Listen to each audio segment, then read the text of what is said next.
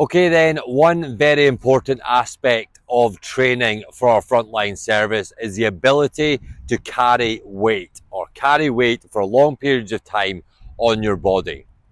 Okay, so this can be in many different forms. We can carry it with a plate carrier over long distance of times, just doing actual daily tasks, or we can do it through rucking. Rucking is something that's becoming quite popular now. It's when you're carrying weight in a backpack or in a weight vest and you're doing it over a certain distance, okay, in quite a quick succession.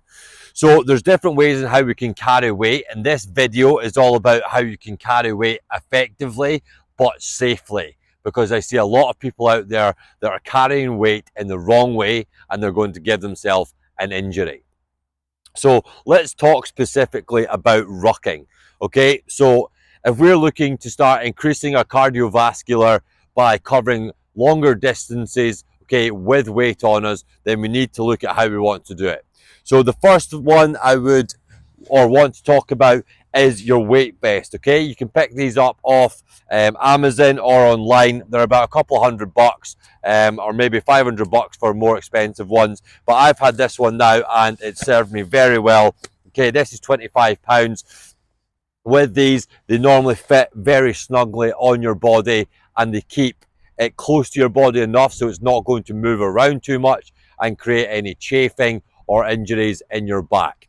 Okay, so if you can and you want to spend the money, I would strongly recommend buying yourself a weight vest. It's going to be very helpful with your future training, and also if you're going to join a service, you're probably going to want to improve yourself by pushing your capabilities, and this is a very good way to do it.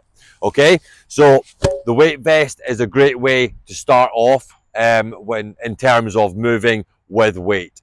If you don't want to spend that money though, and you want to just stick to carrying it in a backpack, then you can pick up backpacks reasonably cheap these days.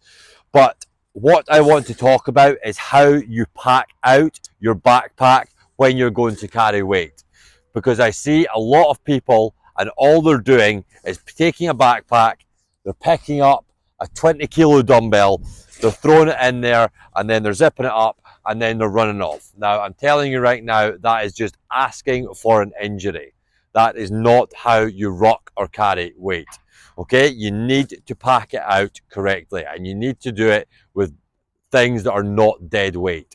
So when we talk about dead weight, a dumbbell is dead weight, all right? Because it's just a heavy object that's got no flexibility in it whatsoever. So a dumbbell, a rock, weight plates, this is all dead weight. We do not want to use this when we are rucking, okay?